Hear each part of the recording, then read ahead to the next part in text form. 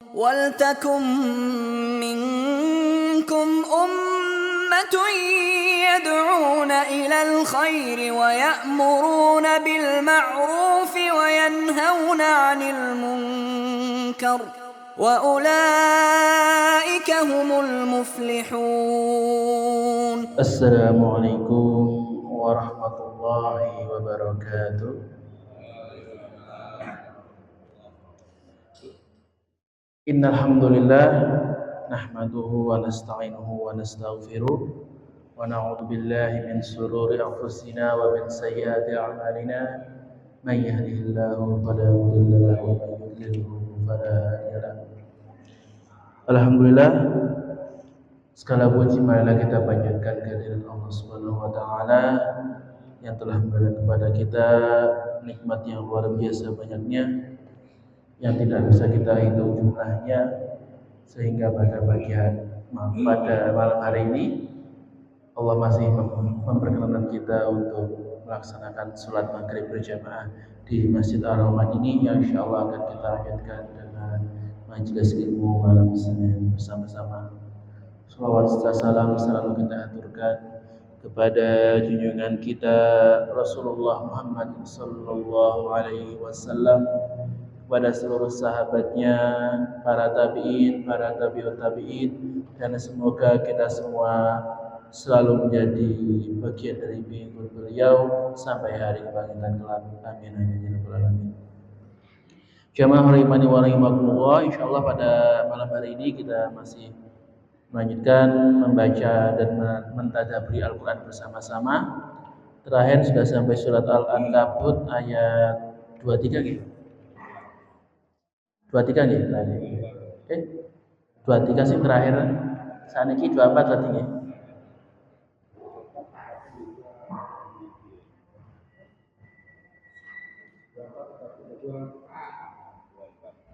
Terakhir 24. Sekarang 24 oke. Maka dibuka surat Al-Ankabut surat nomor 29 ayat 24.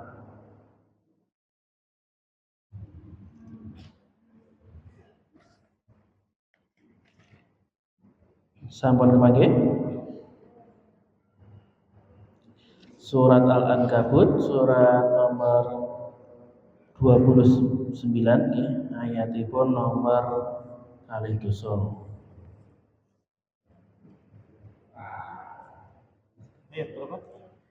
Maaf 24 ayat 24 maaf.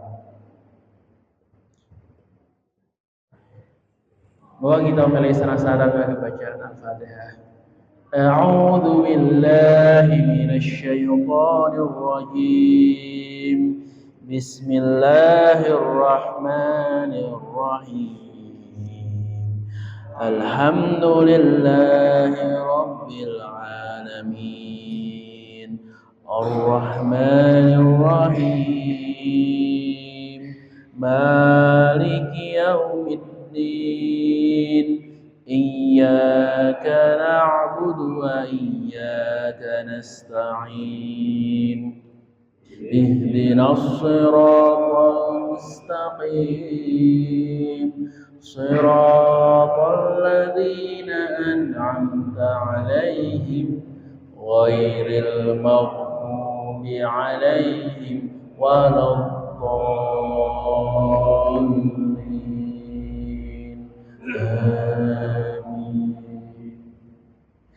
فما كان جواب قومه إلا أن قالوا اقتلوه أو حرقوه فأنجاه الله من النار.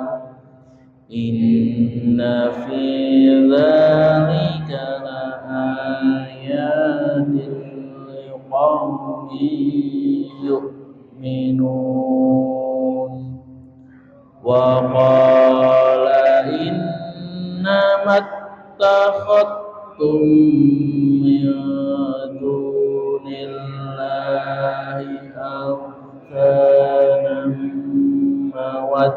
mawaddata bainikum fil hayatid dunya summa yawmal qiyamati yakfuru ba'dukum bi ba'din wa yal'anu ba'dukum ba'dah wa ma'wakum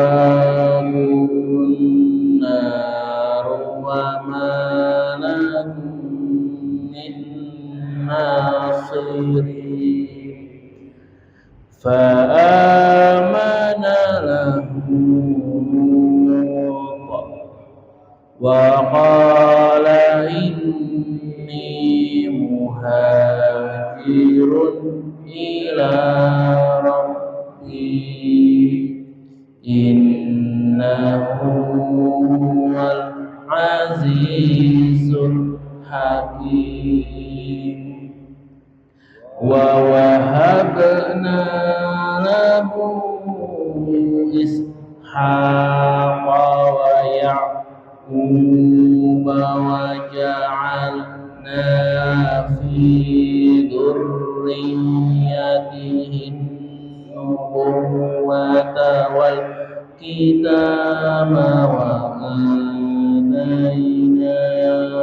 ajrahu fid dunya wa innahu fil akhirati laminas sholihin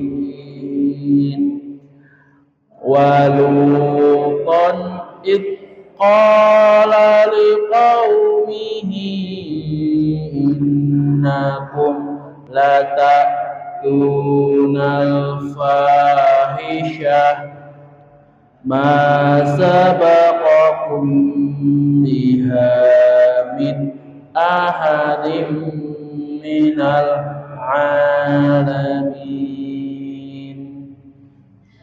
innakum lata'tunar rijla wa taqta'unas sabila wa ta'tuna fi nadikumul munkar fama kana jawaba qawmihi illa an qalu tina bi'adabillahi in kunta minas sadiqin qala rabbi ansurni 'alal qawmil mufsidin sadaqallahul azim Allahumma arhamna bil Qur'an.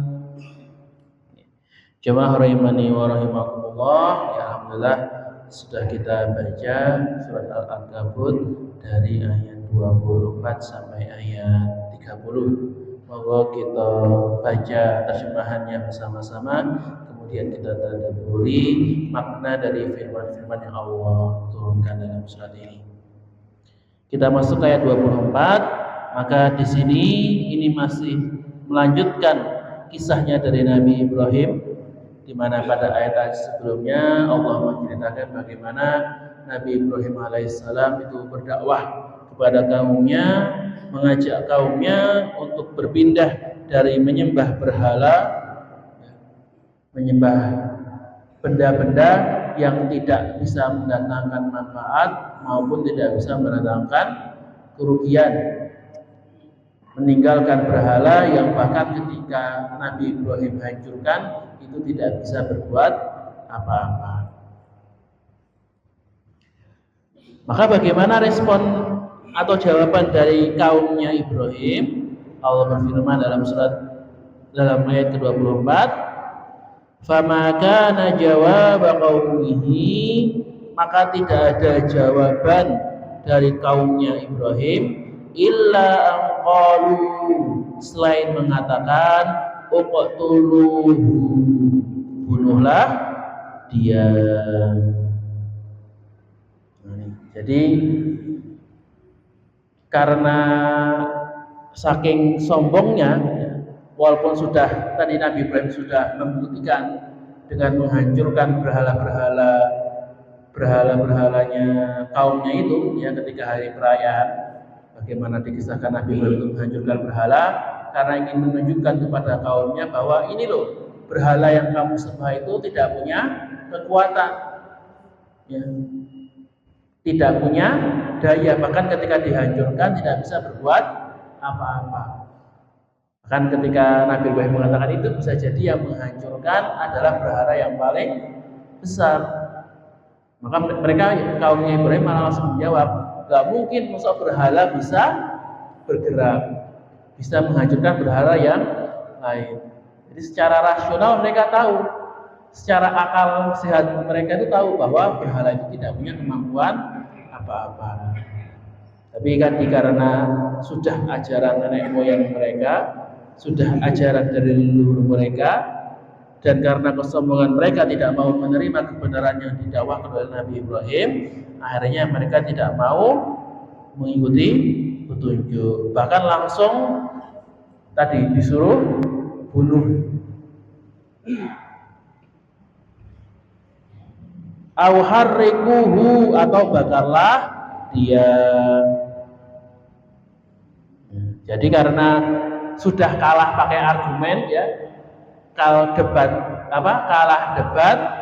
nggak bisa membuktikan dengan akal, dengan logika ilmiah, tidak bisa memberikan bukti yang memuaskan, akhirnya pakai langkah terakhir, yaitu dengan kekuasaan, pakai kekerasan.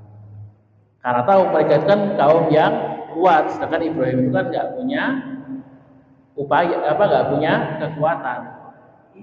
Akhirnya Nabi Ibrahim itu ditangkap, kemudian di ayat lain disebutkan seluruh kaumnya itu mengumpulkan yang kayu bakar, maka dikatakan sampai membunuh tinggi. Kemudian akhirnya dibakarlah kayu tersebut dan Ibrahim itu dilemparkan ke api yang sudah besar, yang sangat besar itu. Tapi fanjahullahu minan nar, maka tapi Allah menyelamatkannya dari api. Jadi walaupun mereka itu membakar Nabi Ibrahim, tapi alhamdulillah Allah itu menjadikan api itu dingin, ya naru kuni bardan, ya, wahai api jadilah dingin, sehingga Nabi Ibrahim itu tidak jadi dibakar, jadi tidak terbakar, ya, tetap jadi dibakar tapi tidak terbakar, dan selamat dari api tersebut. Ya enggak seperti es, Pak. Ini seperti es dia tetap sakit, Pak. Dikubur es kan saya sakit enggak, Pak? Ya seperti apa ya? Dinginnya itu seperti angin sepoi-sepoi gitu ya, Pak. Dingin tapi dingin sejuk, bukan dingin es. Dingin es dia sakit, Pak. Malah bisa meninggal juga ya. Orang kan kalau kedinginan di es itu kan bisa kena hipotermia, frostbite. Nah, itu kan malah bahaya. Biar inna fi dzalika laayah, maka pada peristiwa itu menjadi tanda-tanda, menjadi petunjuk liqaumi yu'minun, bagi orang yang beriman. Maka Ibnu Katsir menjelaskan bahwa di sini tanda bahwa memang Nabi Ibrahim itu adalah utusan Allah. Allah ingin memperlihatkan bahwa kaum kafir itu tidak punya kekuatan, tidak punya daya sama sekali. Bahkan walaupun seluruh negeri itu berkumpul untuk membakar Nabi Ibrahim, untuk mencelakakan Nabi Ibrahim, maka ketika Allah berkehendak untuk menyelamatkan beliau, maka tidak ada yang bisa mereka perbuat. Dan inilah kekuasaan Allah Ta'ala, seperti dalam hadis Arba'in Nawawi, saya lupa itu hadis nomor berapa, itu hadis yang membahas mengenai takdir, bahwa seandainya seluruh manusia, ya, seluruh makhluk manusia dan jin dari yang awal sampai yang akhir itu berkumpul, ya, bersatu untuk melakukan sesuatu yang Allah tidak berkehendak, yang Allah tidak inginkan, maka sesuatu itu tidak akan bisa terjadi. Dan jika seluruh makhluk, seluruh manusia, seluruh jin itu berkumpul untuk mencegah sesuatu itu terjadi, sementara Allah menghendaki kejadian tersebut terjadi, maka tidak ada yang bisa menghalangi Allah untuk menjadikan kejadian tersebut.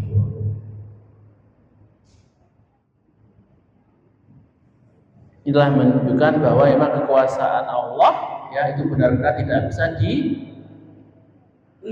diubah oleh siapapun. Ketika Allah sudah berkehendak, maka ya sudah, kun fayakun, pasti terjadi, tidak ada yang bisa mengubahnya. Wa qala, maka Ibrahim berkata,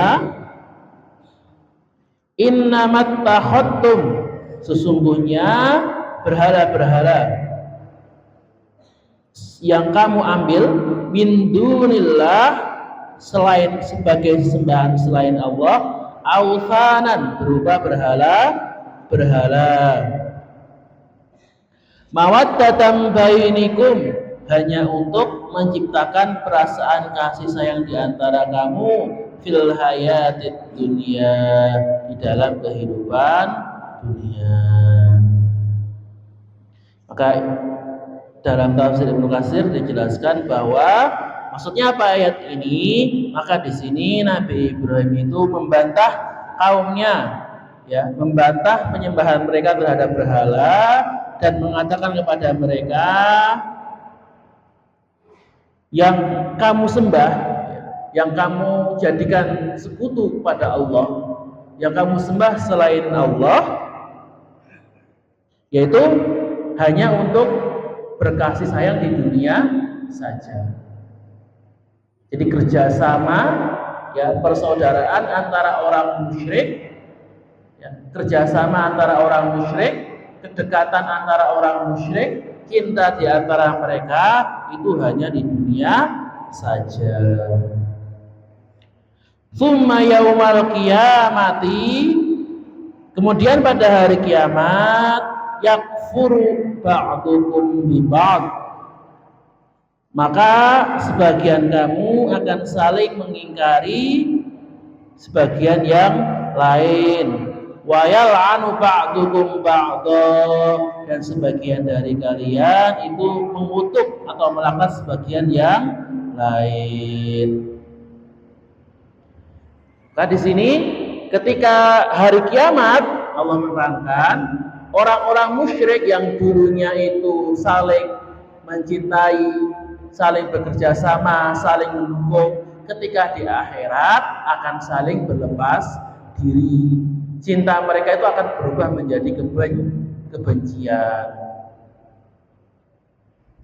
Seperti yang Allah sampaikan dalam surat Al-Baqarah, bagaimana ketika orang-orang yang diikuti, fanatabarru alladina tubiyu minal ladina tabau warawul adab wa taqatta'at bihimul asbab, bahwa orang-orang yang diikuti itu berlepas diri terhadap orang-orang yang mengikuti. Wa qala alladina tabau, dan orang-orang yang mengikuti itu berkata, lau anna lana karrotan, seandainya kami punya kesempatan satu kali lagi, lana tabarra'a minhum kama tabarra'u minna, maka kami akan berlepas diri dari mereka, kami tidak akan mengikuti mereka sebagaimana mereka berlepas diri dari kami. Jadi yang di dunia ini kelihatannya akrab, kelihatannya seperti sohib yang sangat dekat, tapi karena cinta persahabatan mereka itu tidak dilandaskan dengan kepada Allah, hanya dilandaskan dengan kesyirikan mereka, dengan hawa nafsu mereka, maka tidak akan langgeng sampai akhirat. Kan dikatakan lagi di ayat lain Allah berfirman bahwa nanti di akhirat itu ada orang yang di dunia ini saling berkasih sayang, ya, bahkan seperti suami istri, ya, yang mengaku kalau di dunia janjinya sehidup semati, ya, sangat dekat, tapi karena cintanya bukan karena Allah, nanti di akhirat itu akan menjadi musuh bebuyutan, yang saling mengingkari, saling mengutuk, saling berlepas diri. Maka akan saling menyalahkan dengan kemaksiatan mereka. Ya Allah, kami itu berbuat syirik karena mereka, kami berbuat syirik karena mereka. Hukumlah mereka dengan yang lebih berat, karena mereka itu yang menjadi penyebab kesyirikan kami. Yang dituduh nggak mau kalah. Ya Allah, itu orang-orang yang dulu itu sebenarnya ya syirik itu bukan karena kita, itu karena mereka mau sendiri juga. Itu kan akhirnya saling berantem, saling mengutuk tadi.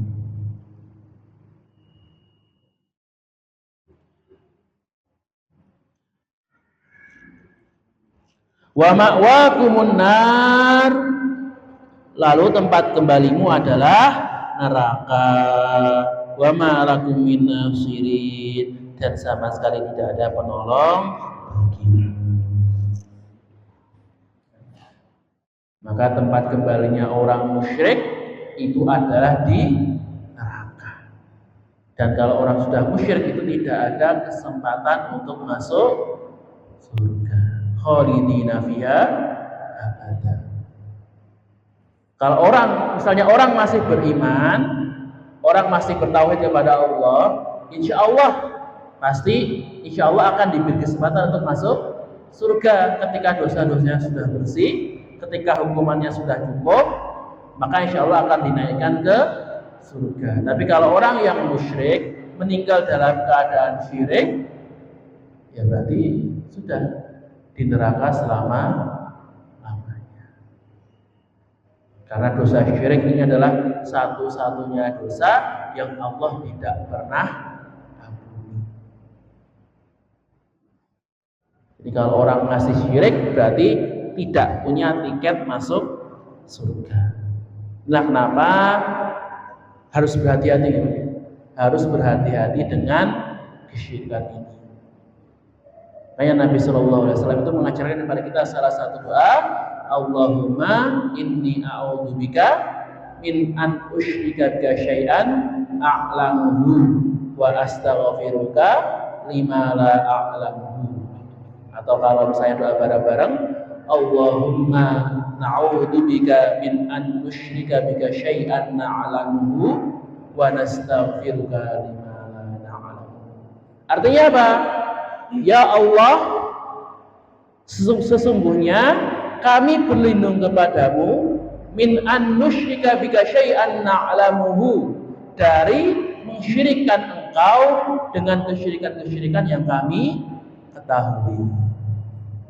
Jadi berlindung dari kesyirikan yang dilakukan secara sadar. Wa nastaghfiruka lima la na'lamu, dan kami memohon ampun kepada engkau dari berbuat syirik yang kami tidak ketahui. Yang mungkin perbuatan-perbuatannya menyuruh syirik yang tidak kami ketahui, maka kami mohon ampun atas dosa tersebut.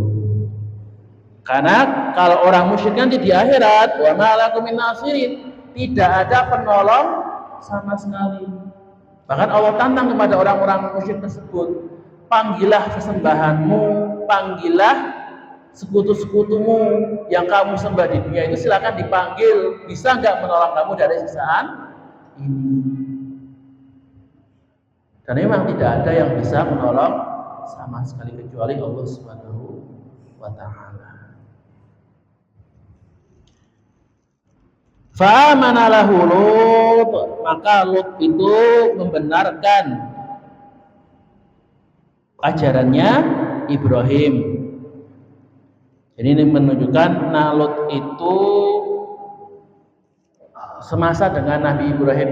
Bahkan dikatakan dalam tafsir Ibnu Katsir dijelaskan bahwa Nabi Lut itu anak keponakannya Nabi Ibrahim.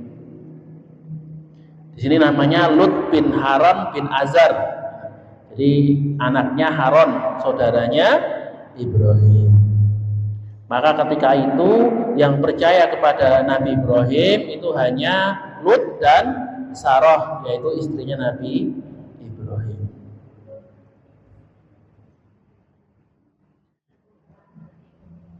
Waqala, dan dia Ibrahim itu berkata, inni muhajirun ila rabbi, sungguhnya aku harus berpindah ke tempat yang diperintahkan Tuhanku.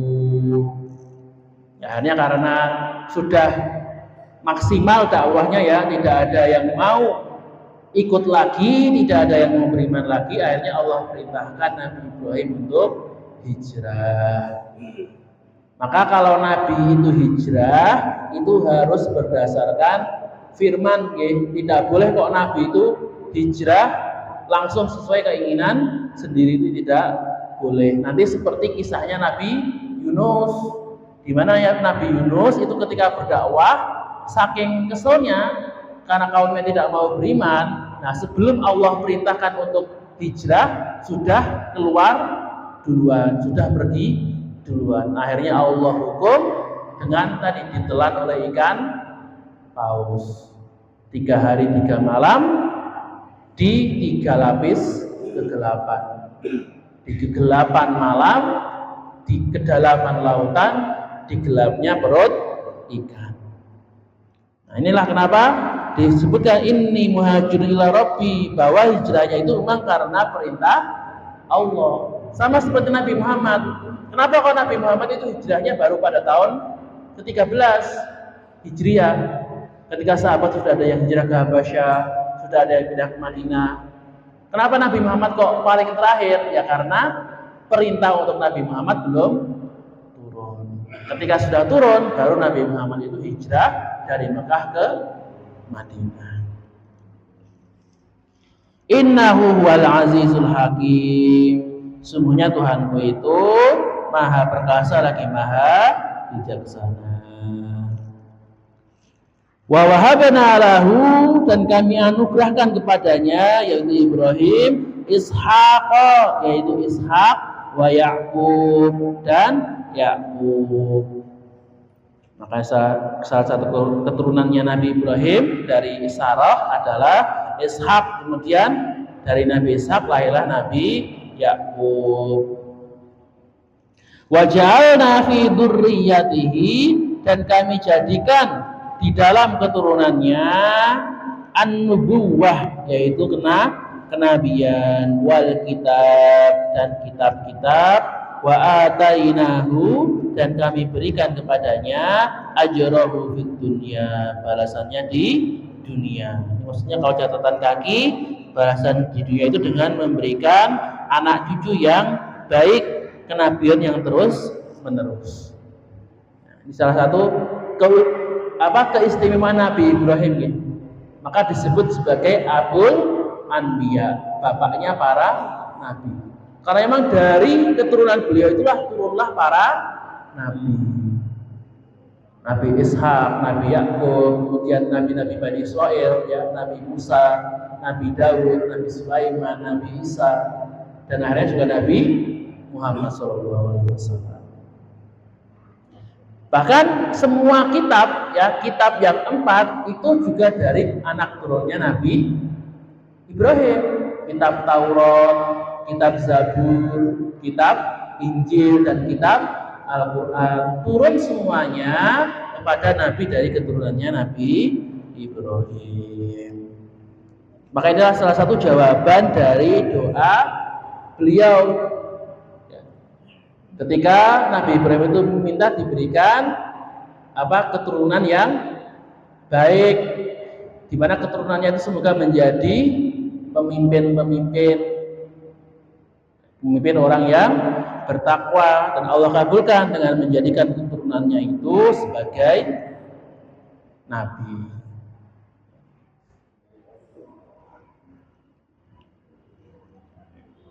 Wa innahu fil akhirati laminas sholihin,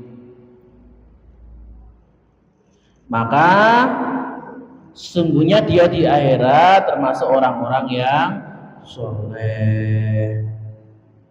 Nah, ketika di dunia sudah diberikan keistimewaan yang luar biasa, maka di akhirat nanti juga akan diberikan pahala yang lebih besar lagi dan dikumpulkan dengan orang-orang yang soleh. Kemudian ayat selanjutnya ini mengisahkan mengenai kisahnya Nabi Lut alaihissalam. Waluton, dan ingatlah ketika Lut idqala liqaumihi, ketika dia berkata kepada kaumnya, innakum lata'tunal fahisyata, kamu benar-benar melakukan perbuatan yang sangat keji, ma sabaqakum biha, yang tidak pernah dilakukan, min ahadin minal alamin, seorang pun di alam semesta, seorang dari umat-umat yang sebelumnya. Yaitu apa? Yaitu perbuatan homoseksual. Dikata Nabi itu mengingatkan, wahai kaumku ini, yang perbuatan yang kalian lakukan yaitu LGBT, ya, lesbian dan homoseksual, laki-laki dengan laki-laki dan perempuan dengan perempuan, itu adalah suatu perbuatan yang sangat keji, yang bahkan sebelumnya itu belum pernah ada. Bahkan binatang pun belum pernah melakukannya, ya jin pun belum pernah melakukannya. Di kalian tuh yang pertama kali melakukan perbuatan keji tersebut. A'innakum, maka apakah pantas bagimu lata'tunar rijal, mendatangi laki-laki, yaitu apa namanya, berbuat homoseksual tadi, wa taqta'unas sabil, dan memotong jalan atau menyamun, ya. Maka di sini ada tambahan catatan kaki. Sebagian mufasir mengatakan bahwa mengartikan taqta'unas sabil atau berbuat memotong jalan dengan melakukan perbuatan keji terhadap orang-orang yang dalam perjalanan. Karena mereka sebagian besar melakukan homoseksual itu dengan tamu-tamu yang datang ke kampung mereka. Ada lagi yang mengartikan dengan merusak jalan keturunan karena mereka telah berbuat homoseksual. Jadi penafsirannya, ya, menyamun itu memotong jalan, bisa diartikan ya secara harfiah mengambil barangnya. Ada yang mengatakan bahwa kalau ada orang datang, ya selain diambil barangnya, digauli gitu ya. Kalau laki-laki berarti didatangi, diajak homoseksual atau diajak berhubungan badan laki-laki dengan laki-laki. Bukan diajak, ya dipaksa, ya. Atau yang di sini disebutkan taqta'unas sabil tadi, memotong jalan keturunan. Karena kan kalau orang homoseksual otomatis tidak bisa bereproduksi. Jadi kalau orang homoseksual sudah pasti generasi berikutnya itu habis, ya tidak ada. Maka dikatakan kalau misalnya kita meletakkan 100 laki-laki dan 100 perempuan di sebuah pulau terpencil dalam 10 tahun, maka sudah akan menjadi komunitas yang besar. Tapi kalau kita letakkan 100 homoseksual di sebuah pulau, 10 tahun sudah tinggal tulang belulang, karena tidak bisa bereproduksi tadi.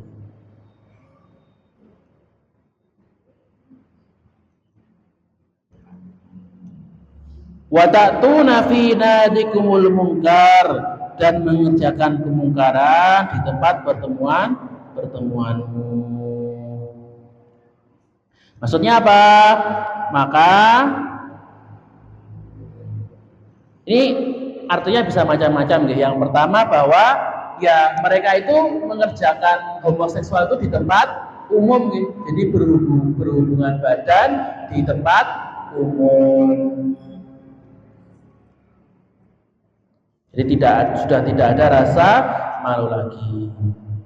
Atau tafsiran lain bahwa ya ketika berkumpul maka mereka saling mendukung, ya saling menyemangati dari perbuatan tersebut dan tidak ada yang mengingkarinya. Bahkan dikatakan dari Aisyah radhiyallahu anha dan Al-Qasim bahwa sebagian dari mereka mengatakan mereka itu sering membuat perkumpulan untuk berhubungan badan bareng-bareng ya, atau bahkan ada yang membuat perlombaan dalam hubungan badan. Nah, maka ini salah satu benar-benar kemungkaran yang mereka berbuat. Ini kenapa kok dikatakan fahisyah, perbuatan yang benar-benar keji, karena memang moralnya itu pada zamannya Nabi itu benar-benar jeblok, benar-benar hancur. Sudah tadi mulai dari perbuatan yang sesama jenis, kemudian berhubungan badan di depan umum, saling saling berlomba di depan umum dalam hubungan badan tersebut. Fama kana jawab qaumihi, maka jawaban kaumnya, tidak ada jawaban kaumnya selain mengatakan illa angqalu, kecuali mengatakan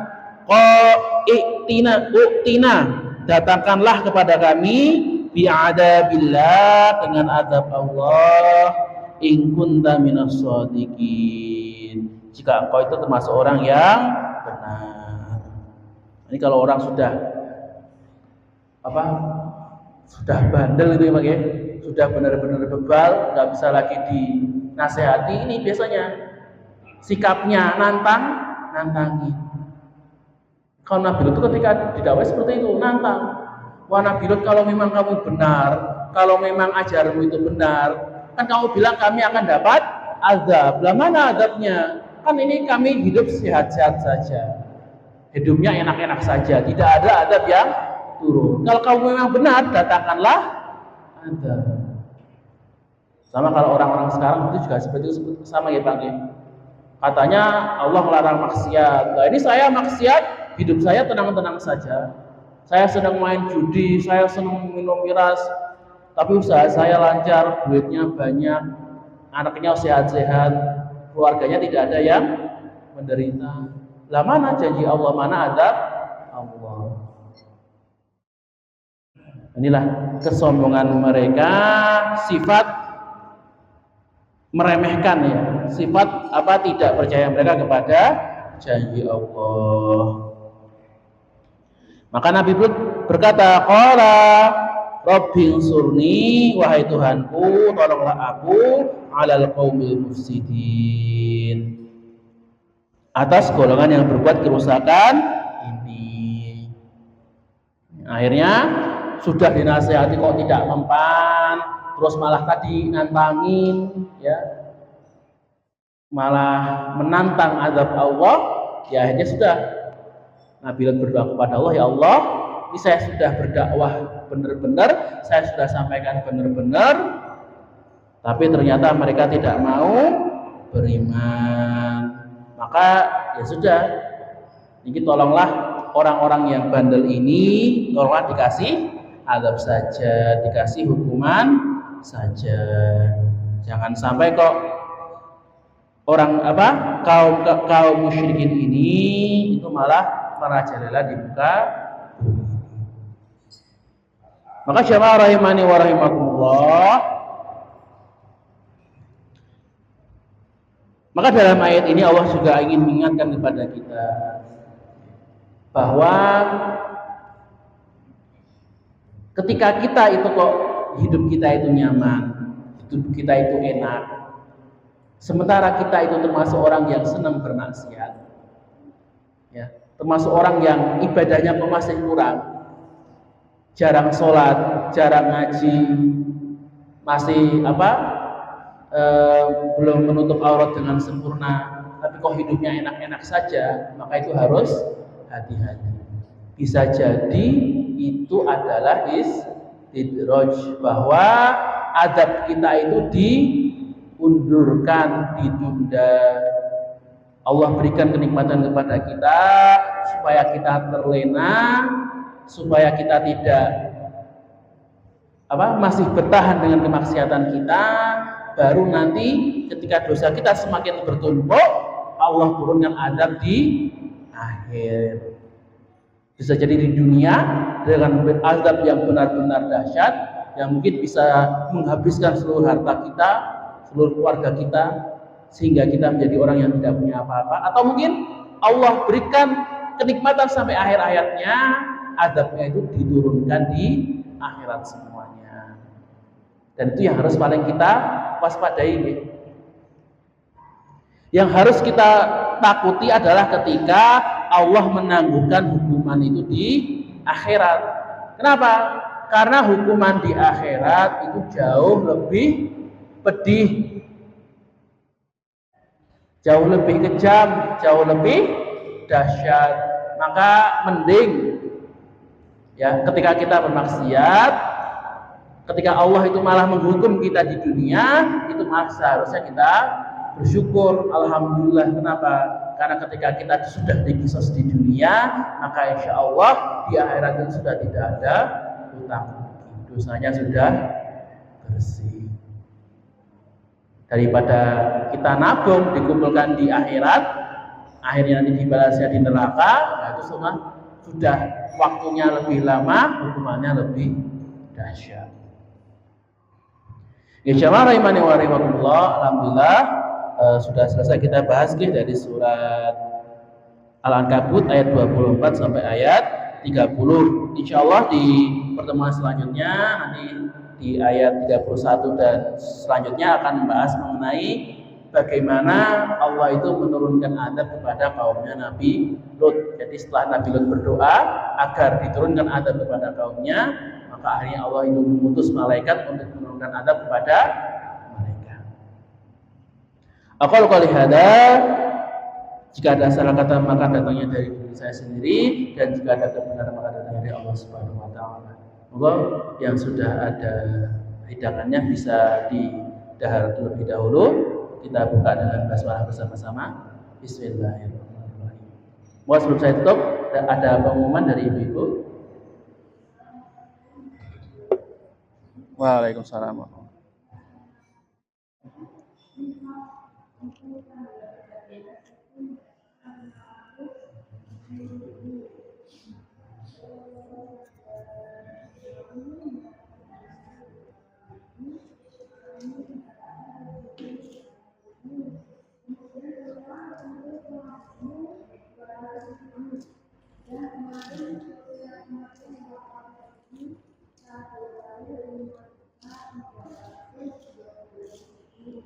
Alhamdulillah.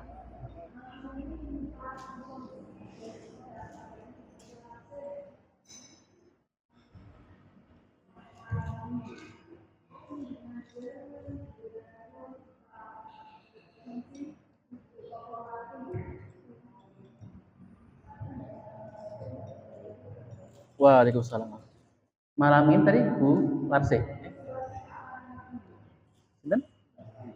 Mbak Sri. Oke. Mbak Sri nih Mas. Oh Mbak Se. Oke.